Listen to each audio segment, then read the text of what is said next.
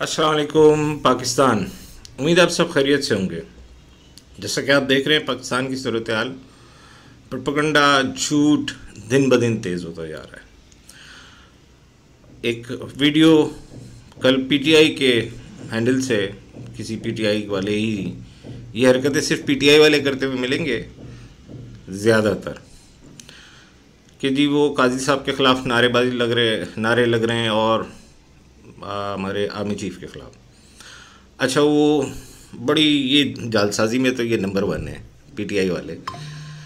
इतनी ज़बरदस्त जालसाजी की कि वो इंडिया की वीडियो है, उसको बता दिया पाकिस्तान की वीडियो है। पकड़े गए बहरहाल हमेशा की तरह, क्योंकि ये वारदात डालते हैं और पकड़े जाते हैं। इतने मतलब ये लोग बेहिस हो चुके हैं कि जिसकी कोई मिसाल देना मुश्किल है।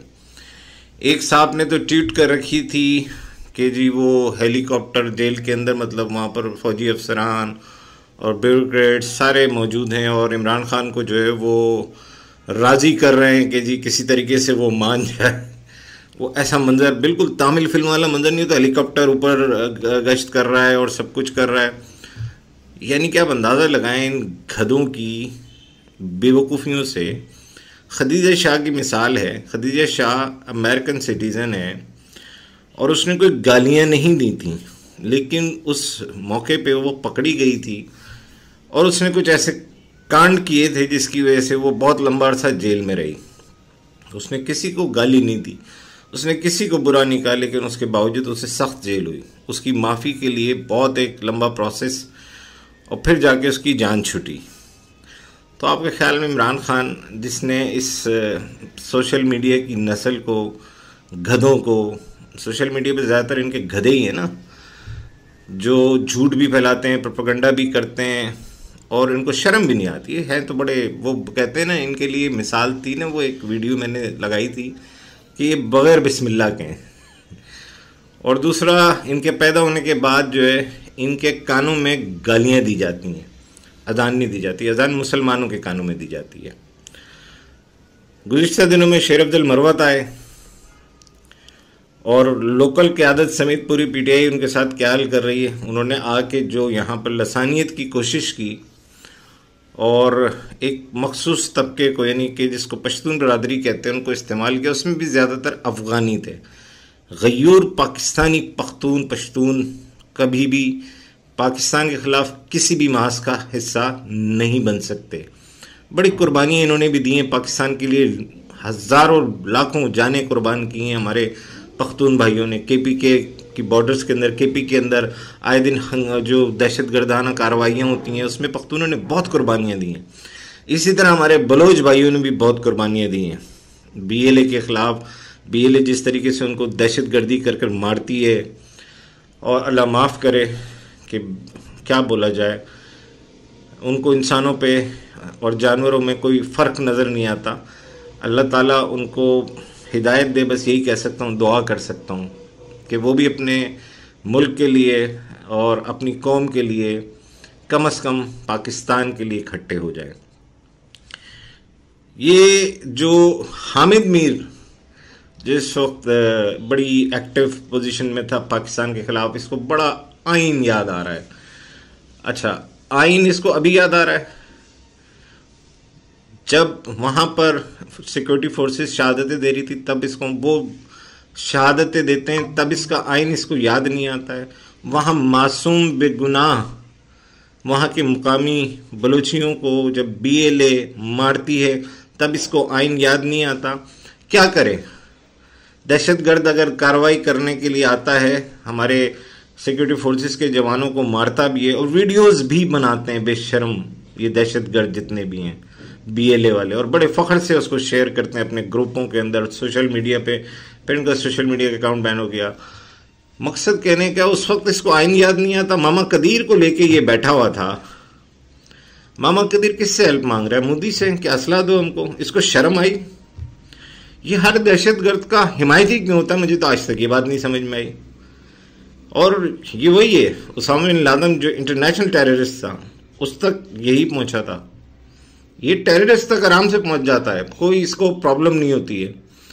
आइन क्या कहता है? ये जो शहीद हुए इनके कैंपों में गया कभी? वो कभी नहीं जाएगा, कभी नहीं जाएगा।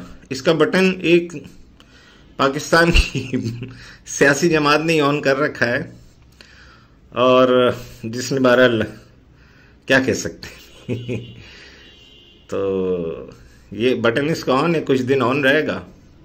ये बेसिक पाकिस्तान के खिलाफ इनको शर्म भी नहीं आती कि प्रोपेगेंडा करते हैं। हामिद मीर कभी किसी शहीद के घर नहीं जाएगा। वहाँ जो उस कुछ दिन पहले केज में जो एक हादसा हुआ, 5 सिक्योरिटी एहलकारों ने वहाँ पर अपनी शहादतें दी, इसको वो याद नहीं आएंगी, इसको वो नजर नहीं आएंगे, ना उनके कभी घर जाएगा ये।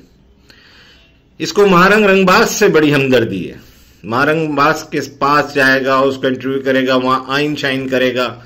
अबे भाई, जब दहशतगर्द फायर करता है तो आइन की कौन सी किताब में लिखा हुआ है कि हमने नहीं मारना है, उसने हमें मार देना है? या आइन में दर्ज है कि दहशतगर्द जब कार्रवाई करेगा तो सिक्योरिटी फोर्सेस जान देगी, लेकिन दहशतगर्द को जो है वो गिरफ्तार करना है सिर्फ, है जी?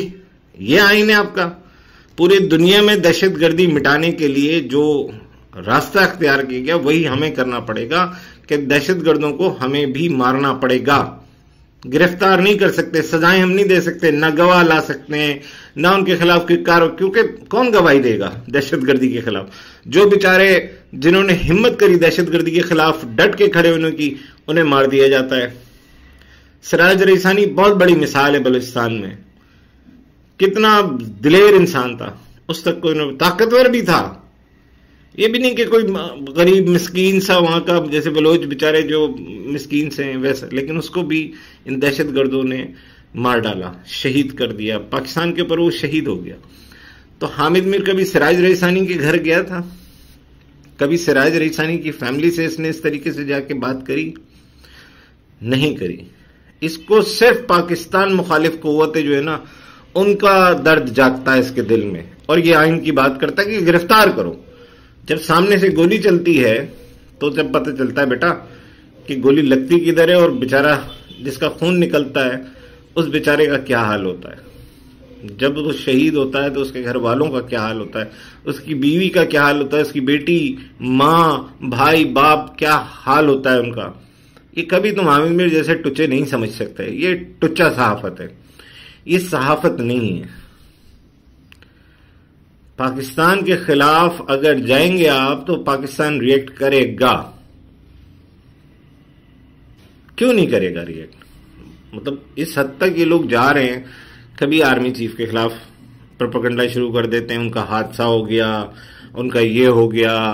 अभी वो एक साहब लगे हुए इमरान खान से ये मन्नतें कर रहे थे फौजी अफसरान और ये वो। अरे भाई, तुम लोग को हो क्या गया?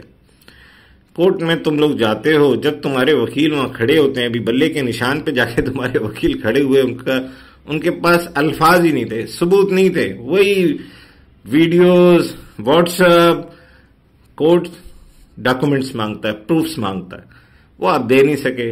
अब आपने चीफ जस्टिस के खिलाफ जो है प्रोपेगेंडा शुरू कर रखा है।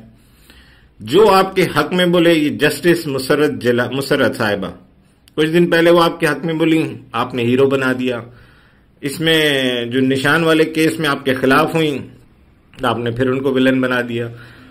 ये क्या है? आपके हक में जो बोलेगा, जो फैसले देगा, वही पाकिस्तान के लिए अच्छा है, वही पाकिस्तान के लिए आपके लिए अच्छा है, बाकी सब यहां बुरे हैं। आप क्लेम करते हैं 24 करोड़ में से 22 करोड़ का चैलेंज करते हैं आप। अभी आपके जो ये सो कॉल्ड चेयरमैन जो थे, अब तो नहीं है वो भी, 10 करोड़ वोटर का उसने क्लेम करा। कराची के अंदर ना वोटर की तादाद को करीब, आपको आबादी का पता ना, 3.5 करोड़ है। हर हल्के में अगर इनका 10,000, मैंने लिखा 10,000 सपोर्टर लगाओ तो आपके सीवीओ पे जो आपने जो ये हरकत की है घटिया, लसानियत की बुनियाद रखकर बुनियाद रखने की आपने नाकाम कोशिश की। 10,000 लोग वहां पर आपने इकट्ठे करने थे, आप 10,000 लोग इकट्ठे नहीं कर सके सही से। अब ये देखें, सीवीओ पे जो इतवार वाला दिन होता है ना भाई, वहां घूमने फिरने की आने वालों की तादाद तकरीबन लगभग 10,000 से ज्यादा होती है संडे वाले दिन, जो समंदर पर वहां पर घूमने फिरने आते हैं, एंजॉय करने आते हैं। मैं सिक्योरिटी फोर्सेस के लिए सिर्फ इतना कहूंगा कि साइबर क्राइम जो है ना, ये जो FIA का साइबर क्राइम है, ये काफी नहीं है इनके लिए। आपको ये इख्तियारात पुलिस और रेंजर्स को देने पड़ेंगे। मैं इस हुकूमत से जो केयर टेकर गवर्नमेंट बैठी हुई है, इससे एक दरखास्त करूंगा कि साइबर क्राइम के कानून में थोड़ा सा रद्दोबदल करें और इख्तियारात रेंजर्स को भी दें और पुलिस को भी दें, और खासकर रेंजर्स को वो इख्तियार दें कि वो FIR दर्ज कर सकें अपनी मुद्दत में, ताकि मुल्जिमान के खिलाफ जो कार्रवाई की जा सके वो पकड़े भी जाएं और उनको सजाएं भी हों। कराची में लॉ एंड ऑर्डर की सिचुएशन जो है वो जैसे छीना झपटी पुलिस पकड़ती है। अभी हाल ही में केस उसमें तीन डाकू जो है अवाम ने मार दिए।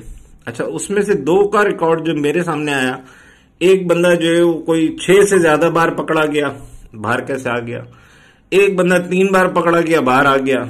यानी वो डकैतियां बार बार करते हैं, अपनी जमानतें लेके बाहर आ जाते हैं कि कमजोर तफ्तीश या सबूत ना होना, 2 ही सूरतें होती हैं।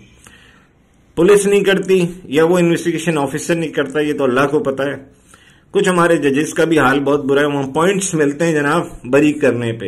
ये वकील हजरात बेहतर जानते हैं, उनको पता होगा अगर जज बरी करता है ना केस तो उसको पॉइंट्स मिलते हैं, ताकि उसकी तरक्की तेजी के साथ हो, अच्छी गुड लिस्ट में, मतलब बरी करने वालों को गुड लिस्ट में डाले। केस नहीं देखना है कि कैसे चलाना है कानून के तहत, सबूतों पे केस चलाएं, नहीं वो बस वो धड़ाधड़ बरी कर रहे हैं। एक केस बहरहाल मैं उसको डिस्कस नहीं करूंगा, मेरा अपना जाती केस था। कहने का मकसद ये है, मेरी केयर टेकर गवर्नमेंट से बहुत हम्बल रिक्वेस्ट है कि रेंजर्स को इख्तियारात दिए जाएं, अमेंडमेंट की जाए कानून के अंदर, और रेंजर्स को FIR खुद अपनी मुद्दत में करने की इजाजत दी जाए, ताकि तफ्तीश वो करें। वो पकड़ते हैं, पुलिस के हवाले करते हैं, उसका कोई हल नहीं निकलता। मेरी दरख्वास्त है वजीर आजम पाकिस्तान से भी, चीफ जस्टिस ऑफ पाकिस्तान से भी, और chief of army staff general Syed Asim Munir साहब से भी, रेंजर्स को ये इख्तियारात दें, वो कराची में खासकर सिंध रेंजर्स को ये इख्तियारात दें कि वो अपनी मुद्दत में FIR दर्ज कर सके और कानून के तहत फिर वो कार्रवाई कर सकेंगे। Thank you very much.